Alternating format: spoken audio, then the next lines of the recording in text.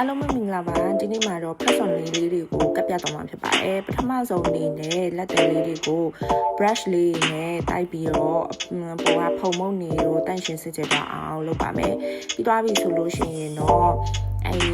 ဝါကွန်လေးကိုယူပြီးတော့ပေါ့နော်နေရမူပါလေးနည်းနည်းလေးယူပြီးတော့ခုနကပုတ်တိုက်ထားတဲ့လက်သေးအမှုအမလေးတွေကို၆သွားအောင်တန့်ရှင်းလိုက်ပါမယ်ပြီးသွားရင်အဲ့ဒီ press on လေးထဲမှာပါတဲ့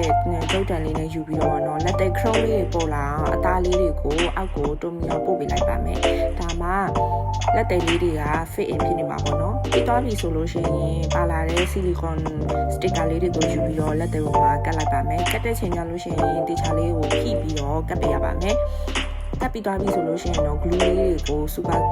glue ပေါ့နော်လက်သေးမှာ original ပါတဲ့ဟာပါအရင်တော့မကပ်ပါဘူးအဲ့ဟာလေးတွေကိုဆီလီကွန်ပေါ်မှာထပ်ပြီးတော့တုပ်ပေးပါမယ်ပပလေးတုပ်ပေးပါမယ်မတုပ်ဘဲနဲ့ကပ်ပြီးကြလည်းရပါတယ်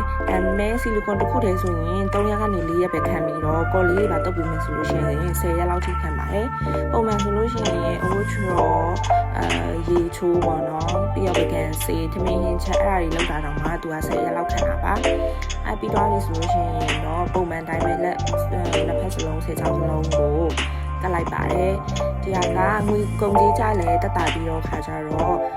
အကြာကြီးလဲခံတာမို့ထတော့ထလာအတွက်လဲတော်တော်လေးအဆင်ပြေပါတယ်ပွဲတက်ဆောင်လဲအဆင်ပြေပါတယ်လက်သေးလေးလည်းမပြတ်စီအောင်ပေါ့နော်ပြန်ခါမယ်ဆိုလို့ရှိရင်လည်းရေးစိမ်ရောခါလိုက်ရမှာပဲအားလုံးပဲကြကြပါအဆုံးမထိကြည့်ပေးတဲ့အတွက်ကျေးဇူးတင်ပါတယ်နောက်ဗီဒီယိုမှာပြန်တွေ့ပါမယ်